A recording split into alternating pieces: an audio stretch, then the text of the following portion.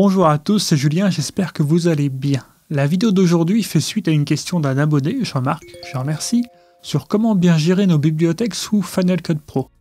On va parler aussi bien en termes de place occupée sur votre disque, mais aussi un petit peu d'organisation. Mais avant ça, l'introduction.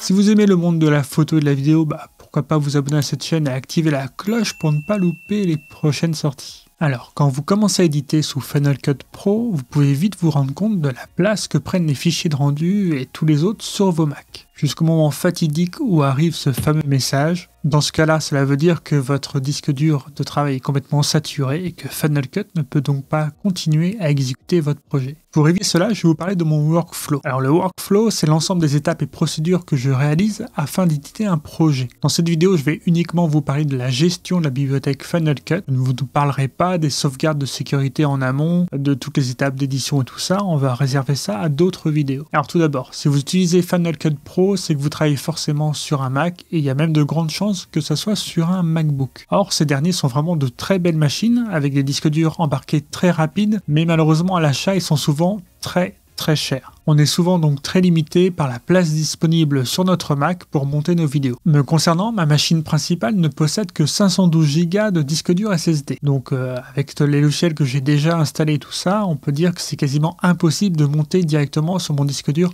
interne. La solution évidente, c'est donc de travailler avec des disques durs externes. Mais attention, il ne s'agit pas d'aller chez Darty plus près de chez vous et de prendre le premier disque dur 1 Tera qui vient. On va voir ensemble qu'il y a des critères à respecter, notamment deux. Le premier qui vient naturellement à l'idée, c'est la capacité de stockage. Pour des petits projets comme là, une vidéo tuto comme je vous fais, un disque dur de 500 Go suffit assez largement. Mais pour d'autres projets plus professionnels, alors là, je vous conseillerais plutôt des disques durs de travail de 1 Tera voire 2 Tera. Alors pourquoi autant de capacité pour un seul projet? C'est simple, car en plus de vos fichiers sources, donc tout ce que vous avez filmé, il va falloir aussi stocker votre librairie de travail de Final Cut. Passons maintenant au deuxième critère qui pour moi est vraiment le plus important, choisir votre disque dur externe de travail, c'est sa rapidité. En effet, on va travailler directement depuis ce disque, donc si vous voulez que ce soit fluide à l'usage, il vous faut de la vitesse. On va donc choisir des disques durs SSD. Il existe deux grandes catégories en termes de vitesse. Je ne vais pas rentrer dans les détails, mais en gros, vous pouvez vous contenter d'une vitesse moyenne de 500 mégasecondes à peu près en lecture et en écriture.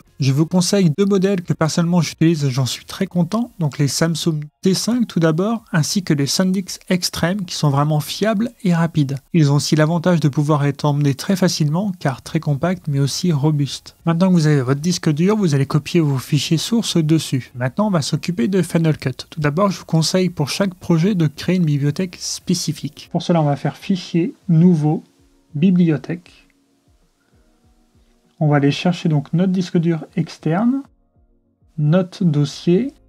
Et là, moi, j'ai créé un dossier, donc deux dossiers, un plan exemple avec mes plans sources et un dossier projet où je vais créer ma bibliothèque dedans. Donc, on va l'appeler exemple, tout simplement. Voilà, notre bibliothèque est créée. On vérifie dans le Finder que vous voyez bien que la bibliothèque est bien sur le disque dur SSD et non sur le disque interne du MacBook. On vient maintenant dans Final Cut. Dans la partie droite, vous avez emplacement de stockage et vous allez dans modifier les réglages. Ici, vous avez plusieurs configurations. Données multimédia, donc vous laissez dans la bibliothèque. Donc c'est bien ce qui est stocké sur votre disque dur SSD. Motion, je ne m'en sers pas, on laisse comme ça.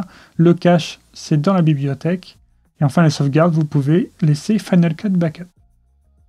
Et on fait OK pour valider. Donc maintenant, on a tout configuré en fait pour que votre bibliothèque ne travaille exclusivement que sur votre disque dur SSD. Une fois ces réglages vérifiés, on va pour notre exemple créer deux événements qui vont nous servir de dossier. On va créer l'événement B-Roll et l'événement projet. Pour cela, c'est simple. On va sélectionner notre bibliothèque et on va faire option N pour créer un nouvel événement. Donc voilà, on crée B-Roll. Et maintenant, on crée projet. Maintenant, on sélectionne notre répertoire B-Roll et on va y importer des médias. Une nouvelle fenêtre va s'ouvrir. Donc on va sélectionner notre disque dur externe où sont stockés nos fichiers sources, le projet, et voilà. Là, j'ai mes fichiers sources qui sont stockés ici. Un point vraiment très important à vérifier, c'est dans la partie droite, vous avez fichiers ici, et vous vérifiez que c'est bien coché, conserver les fichiers à leur place. C'est-à-dire qu'il ne va pas déplacer les fichiers sources, il va les laisser sur le disque dur externe SSD, et c'est nous tout ce qu'on veut. On ne veut pas qu'il le copie ailleurs, et surtout pas sur le disque dur interne. On choisit nos fichiers, et on les importe. Voilà, l'importation est assez rapide, dans le sens où c'est des fichiers qui sont un petit peu lourds, mais le disque dur SSD est assez rapide, comme je vous l'ai dit juste avant. À partir de maintenant, on édite notre projet normalement, et tout se fera sur un disque dur externe SSD. Aucun espace est utilisé sur le disque interne du Mac, et donc plus de risque d'avoir le fameux message d'erreur fatidique qu'on a vu juste avant. Maintenant, on imagine que vous avez fini votre montage et que vous voulez en faire une sauvegarde pour le réutiliser pourquoi pas plus tard ou pour le passer à un collègue qui puisse aussi modifier votre projet. Pour faire cela, il va être nécessaire de réduire la taille de notre bibliothèque Final Cut pour que ce soit plus simple à stocker ou plus simple à transmettre à votre collègue. Pour vous servir d'exemple, on va utiliser la bibliothèque de la vidéo de la semaine dernière sur mon rig de 2021. Avant de l'ouvrir, on va regarder la taille de la bibliothèque. À peu près 225 Go, c'est assez important et on va voir qu'on peut réduire de manière assez impressionnante cette bibliothèque. On va ouvrir Final Cut, mais avant de continuer, je vais vous donner une petite astuce. Si jamais, pour une raison ou une autre, dans votre projet, vous avez utilisé des fichiers stockés sur le disque dur interne ou sur un autre disque dur externe, vous avez en fait une petite étape supplémentaire à faire. En effet, il faut dire à Final Cut de rapatrier ces fichiers dans la bibliothèque pour ainsi pouvoir ouvrir plus tard votre projet en intégrale, car sinon il va vous manquer ces fameux fichiers présents ailleurs. Pour cela, c'est assez simple, on sélectionne notre bibliothèque, puis on va à droite et dans Données multimédia, on fait Consolider. On laisse cocher Médias d'origine et on fait OK. Voilà, maintenant une fois que ça c'est fait, ce prérequis est fait, on va s'occuper de réduire la taille de notre bibliothèque. On ouvre donc notre bibliothèque et il faut savoir que dans celle-ci, beaucoup de choses y sont stockées, notamment ce qu'on appelle les fichiers de rendu. Alors ces fichiers de rendu, qu'est-ce que c'est? C'est en fait assez simple, il s'agit de fichiers qui sont calculés par Final Cut pour créer des effets, des modifications sur vos fichiers sources, pour des transitions, ça aide aussi à rendre plus confortable votre navigation dans la timeline, mais aussi plus confortable l'export du projet, car il a précalculé beaucoup de choses. Parfois d'ailleurs, suite à des modifications de votre timeline, des fichiers de rendu deviennent même inutiles, mais ils ne sont pas pour autant supprimés. Ils continuent de prendre de la place alors que vous n'en avez pas forcément besoin. Pour stocker donc notre bibliothèque, on va supprimer ces fichiers de rendu pour gagner de la place. Pas d'inquiétude quand vous voudrez modifier votre fichier ultérieurement, un nouveau rendu sera alors généré, vous ne perdez rien du tout de votre projet. Alors pour supprimer ces fameux fichiers, voici la manipulation. On va tout d'abord sélectionner notre bibliothèque, puis nous allons dans Fichier, puis supprimer les fichiers de bibliothèque générés. On clique ensuite sur Supprimer les fichiers de rendu, puis juste en dessous sur Tout. On va aussi en profiter pour supprimer les médias optimisés ainsi que les proxys. Là dans mon cas, je n'avais pas de proxy. Tout cela pourra être généré plus tard si besoin. Et on valide. On ferme Final Cut et on va vérifier maintenant dans Finder. Dans le Finder, on cherche notre bibliothèque, elle ne fait plus que 40 Go au lieu des 225 Go de départ, donc on a vraiment gagné beaucoup de place.